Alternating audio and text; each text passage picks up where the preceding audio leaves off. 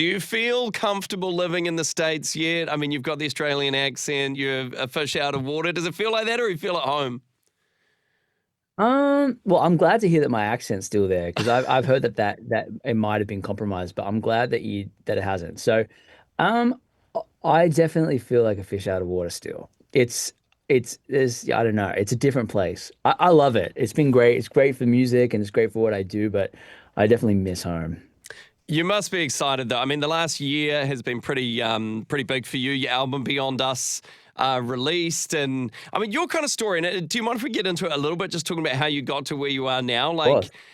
Uh, I mean, I've been a fan of yours for a long time. We have a segment on our show called Worship Wednesday where we put forward new worship tracks and we kind of battle them out against each other and people vote. And anytime I see your name come up on a track, I'm like, oh, I'm onto a winner. I might be able to take it out this week if I put this one forward. So I've been a fan of your music for a long time. And, you know, if we're going back to Young Thank- and Free and where you all sort of started with Hillsong, what's Yep. that like for you? Like you were young, what, 19? There's a great video on your Instagram about this kind of journey, but launching into Yeah. stardom and sort of weird fame as a worship leader, but around the world.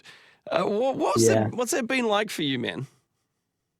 I mean, yeah, kind words. Thank you, by the way. I mean, I don't, it's still, I mean, definitely don't see myself in that way, like that there's been fame or anything like that. I think I fell into what I'm doing in a lot of ways, like being a part of Hillsong, as like a teenager and a young person was like so pivotal, obviously. Like I had plans to, get into marketing, to do other things. And I was kind of just volunteering at the youth ministry and they needed songs. And so, in the same way as like, hey, we need people to come and help set up chairs. We need people to come and like, you know, serve on the doors. It was just kind of like that. Hey, like we need songs. And so there's a few of us who were like, all right, let's try. Like, I didn't know that that was something I could do. So I started doing that. And then before you know it, it's like, hey, we're gonna record these songs this week, and then it's like, all right, cool.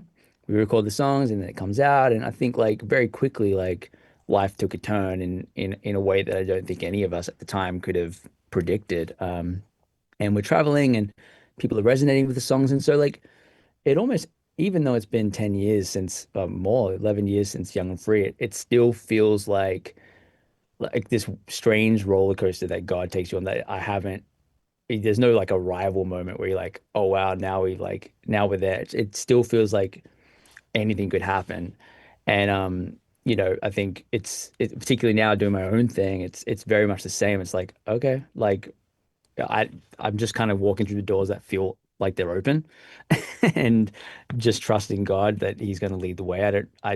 There's no I don't know, it's different. No master It's plan, just along yeah. for the ride. Exactly. Yeah. And I think like there's so much like in me that like wants to try to like control outcomes, but it doesn't work that way. Yeah. Um, okay. What's the difference like going from Young and Free, where you're making music with your mates? These are just your friends from youth group. You're young. It's just this collaborative, exciting time. Now you're doing your solo stuff.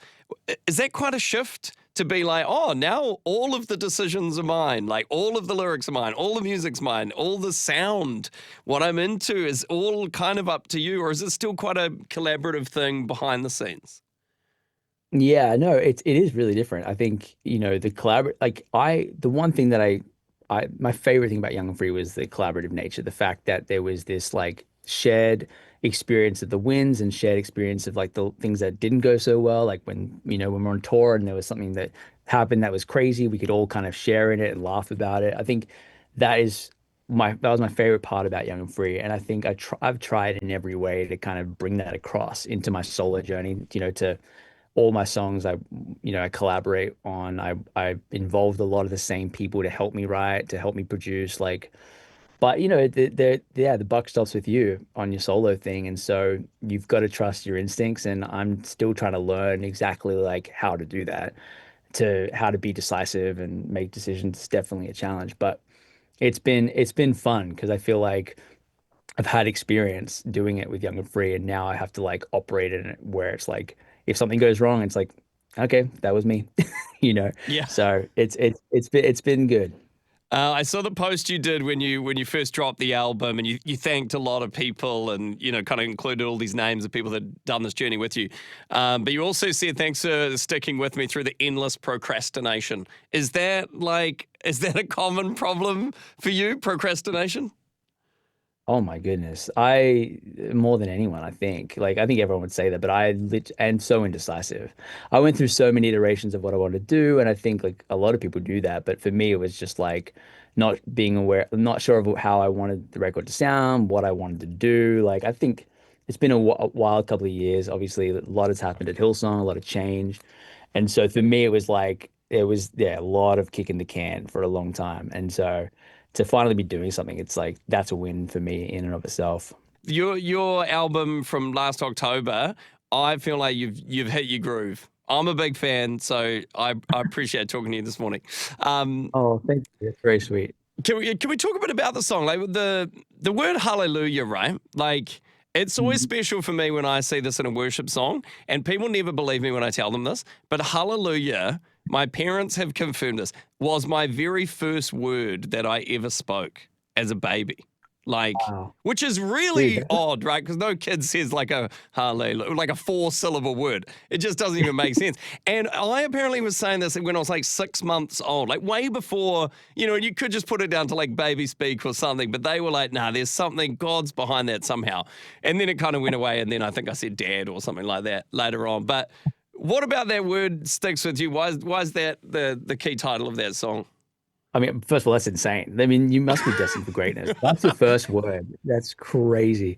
That's yeah, yeah, I mean, I don't know. I mean, I have a similar fondness like in the way that you describe. Like I love that. I love that word. I feel like it's there's no like as writers like you're trying to write and articulate things, especially worship. You're trying to articulate things about God, and you're trying like all of it is essentially wrapped up in the word hallelujah. And so that word to me has always been like the benchmark, like it's like why say anything else when you can just say hallelujah? Um, so I've always loved that word. I feel like it's nostalgic too because I remember like, a lot of the like that was kind of the thing, the word that would always differentiate like a worship song to me when I first started going to church. Like hearing that word, you don't hear that word so much in day-to-day living. Like Mm. or obviously there's a Jeff Buckley song and all those things like that. But like for me, that word is like just encapsulates so much. And so yeah, it also, and to be honest, like it just felt like the only thing to say after like with this song, it was just the right word. Some of the lyrics, it feels like I'm starting again, hearing your voice in the Mhm. wind, calling me into the light and lifting the veil from my eyes. Is that, Yeah. who's that talking about? Is that you? Or is that someone Yeah. else? Like, where does that come from? And what does that mean? Yeah, I mean, I definitely, I mean, all the songs that I write, I try to like, particularly on this solo project, I'm writing, I've tried to put myself in the story way more than I used to when I was writing for like Young and Free, because for Young and Free, we're writing for, our youth ministry. And sometimes you had to like kind of adapt the voice of what was going on in our youth group. So this project for me was different in that I wanted to always put myself in the story, like what's God doing in my life, what's happening in my life. And so for me, that was very much like, I'm talking about, starting this new journey on my own outside of Hillsong. Like it feels like I'm starting again, like as literal as that is, like that's how it feels. But then also like this idea of being like that moment when I met Jesus was that born again moment that things are again, everything's brand new. I'm starting again, like that idea of following the call of God, the like following the call and going on the adventure of following Jesus is this like reborn moment. And so that's kind of what this song really is about. Well, we're loving the track, and it's a beautiful song. Can you just talk? I know I'm going to let you go in a sec, but you're teasing up a lot. This new album, is this the end of this month with Abby Gamboa? What is this? Are this two different people? Are you forming a duo? Are you just it's two people making it out? How does this work? Can you explain? Yeah, yeah. No, it's actually crazy. It's one of the craziest things that I've ever done. Abby Gamboa is an amazing artist and singer. I loved her stuff for years. And she was doing a tour through LA probably 6 months ago and invited me to come and jump up and sing with her and got to hang out with her and meet her band, who are just awesome guys. And the idea kind of came to us at that moment, like, this feels great. Like, there's a chemistry here. Why don't we just like write some songs together? So we looked at the calendar and we're like, okay, there's these 6 days coming up that work for all of us on our calendar, which is pretty unique. And we're like, let's just go into the studio for 5, 6 days and just see what happens. We're not allowed to bring any ideas from like no ideas that we have separately. Like we're going to come in, it's going to be a fresh canvas, like blank canvas, and we're just going to write and see what happens. And so we went in going, oh, we might get, 2 songs, 3 songs. But we kind of did like 12, 13-hour days and just like the album's called Throwing Paint. And we Yeah. literally just threw and had no time. We're like, we have to be done at after 6 days. We can't look at this anymore. We can't write anymore. Whatever happens in those 6 days, we're putting out essentially. And so it was just a wild experience. I've never worked like that before. She's never worked like that before. No one who was there has worked like that before. We just like did what was instinctual, our first instinct, like this is what we're doing. And yeah, that was it. 6 days of like 13-hour days each day. We wrote in the morning and then went straight into the studio, produced it, produced, like tried to do like 2 songs a day kind of thing. It was crazy. Wow. Well, We hey, have a whole record now coming out next Friday. yeah, just over a week. So, I mean, creativity under a deadline is sometimes when the best stuff comes out. So, I'm really looking forward to that new stuff.